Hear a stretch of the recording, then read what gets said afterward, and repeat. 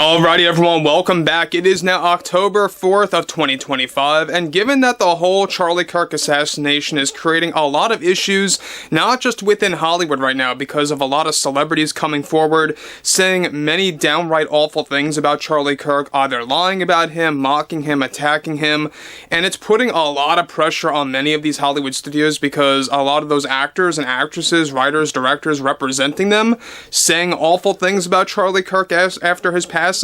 It's not a good look on Hollywood, and it's most certainly not a good look on the film industry. Now, one thing is for certain is that we already know that Disney CEO Bob Iger is by far one of the biggest liars in the industry, probably one of the biggest liars as a CEO in total. And one thing about Bob Iger is that we all know that I like to call him Bob Liger because all he does is lie to the shareholders, to the customers, and to potential new customers that he's actually trying to obtain through Disney Plus or through other methods. What's interesting here, though, has a lot more to do with Disney CEO Bob Iger's take on the Charlie Kirk situation, the Jimmy Kimmel situation, and everything else in between with the Trump 100% tariffs on the film industry. We'll talk more about that and how they are going to be dealing with that if they actually do work outside of the United States.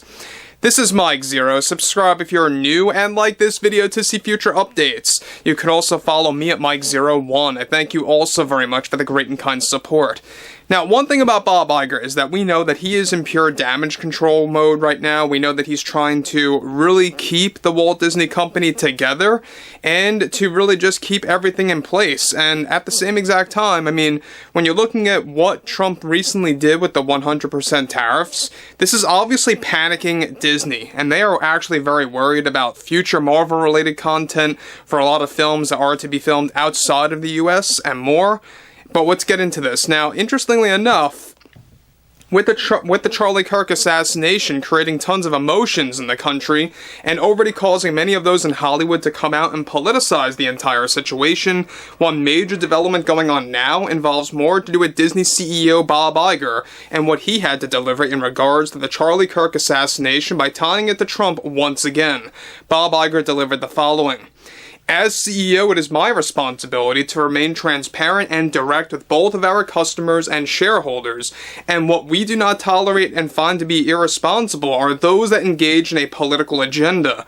What happened to Charlie Kirk on September 10th was a tragedy to our country. However, it should not give anybody the power to silence our creatives by ridiculing them and boycotting their work. This also goes for the current administration under Trump, who is unfortunately taking advantage of the terrible events that happened on the 10th to further his agenda against the film industry and the arts by placing a 100% tariff on any studio working outside the US. This is not only damaging to our business at the Walt Disney Company, but also it shows us that this administration is taking advantage of what happened on September 10th to hinder our performance with our films and television programs. Something, again, that we do not tolerate here at the Disney Company. I am also willing to make it clear to our audience and shareholders that we are working out a strategic, cost-effective plan to adapt to these newly implemented tariffs under President Trump, who is taking advantage of everything that has been happening. Those that support Mr. Kirk and support President Trump now, these should not give anyone the freedom to hinder a large business providing entertainment to the world, which is something that we thrive for. Many of Trump's supporters like to throw around the word woke or agenda, and they truly have no idea what that even means. If anyone is engaging in a culture war, it's this administration. And we are working hard to stabilize the entire situation with the newly implemented placed tariffs that are obviously very worrisome to so many studios out there in this industry. What happened to Mr. Kirk also wrongfully put us in a complicated position to temporarily suspend Jimmy Kimmel from his program Jimmy Kimmel Live via ABC. One of the most difficult decisions I had to make in my career to actually prevent something that was very ill-timed. If anything, it comes out of this, of what happened, it's creating tons of unease in our industry and only making things harder for us to provide to our customers and what they want, both on the big screen and at home on Disney Plus. Now guys, let me just say one thing about Bob Iger quick before I move on.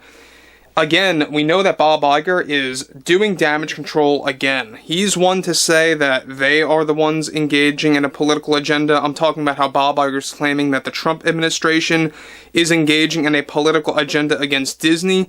Has he not seen what they've been doing for the past, 7-8 years? With all of their DEI programming, all of their DEI agendas shoehorned into animated movies, live-action movies, animated TV shows, or live-action TV shows, doesn't matter. Even their merchandise, right? Even in the actual theme parks, we have seen DEI messaging across the board. So I don't think Bob Iger is in the position to say that they never engaged in a culture war, or that they never engaged in any kind of an agenda, when that was actually the real truth there. So again, I think that Bob Iger is projecting there, when he's actually saying that Trump is engaging in anything related to a political agenda or a culture war. He's absolutely projecting. There's no doubt about that. Now, again, we know that Bob Iger is panicking because this is obviously a bad look on him, especially how he's already claiming that Trump is taking advantage of the Charlie Kirk situation to get back at Disney, get back at Hollywood, and all this nonsense. It's just pure, it's just pure lunacy. It really is. Coming from all these CEOs, coming from all these executives, they don't even know what to think anymore. Now, he goes on to conclude, I ask everyone to let our products speak for themselves and to allow them to hold a chance to grow. This administration is only engaging in reckless behavior by placing the tariffs that they are on many Hollywood studios and all studios working in this industry, and it's not going to be easy. So, again, Bob Iger is really just going all over the place when it comes to really playing the blame game, pointing the finger, scapegoating, and he has nobody but to blame but himself. We all know that what happened to Disney over the course of the past couple of years, it's all pinned on Bob Iger. And if you want to look at the Chapek era, fine, but we all have to actually remember that Bob Iger was also CEO before Chapek. He came back. And that was all part of the plan, there's no doubt about that as well. That Chapek was going to be the fall guy for a while until Bob Iger would ultimately return and come out of retirement. And again, we've seen what has happened within the past 2 years especially within the past, 10 months. I mean, we saw what happened with the Snow White film. We saw what happened in June of 2024 with the Acolyte series, the Star Wars show on Disney Plus that was so obviously driven by an agenda. So for him to claim that Trump and the Trump administration is using the Charlie Kirk situation to get back at the film industry, that is just ludicrous. I don't know where they come up with this stuff, but they are.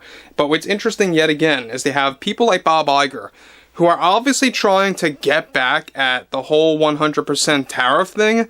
They are very afraid of that because they don't want to spend more money here in the United States. Keep in mind that it is, yes, cheaper in specific areas to film outside of the US. That's why Disney wants to do that. They want to save on funds. They want to save on all of the costs that goes into the production of their movies. That's why they don't want to film primarily in the US. And this is going to take a major toll on them if they do not actually agree with that. And again, I think that when you're looking at someone like Bob Iger, this is not a good look as well. The fact that he's playing the blame game, pointing the finger, scapegoating. It's just typical Bob Iger all the time. But overall, I would love to hear what everyone has to say about this below in the comments. And if you guys did enjoy the content for today, make sure to drop a thumbs up on this video to support the channel, and I will catch you guys later.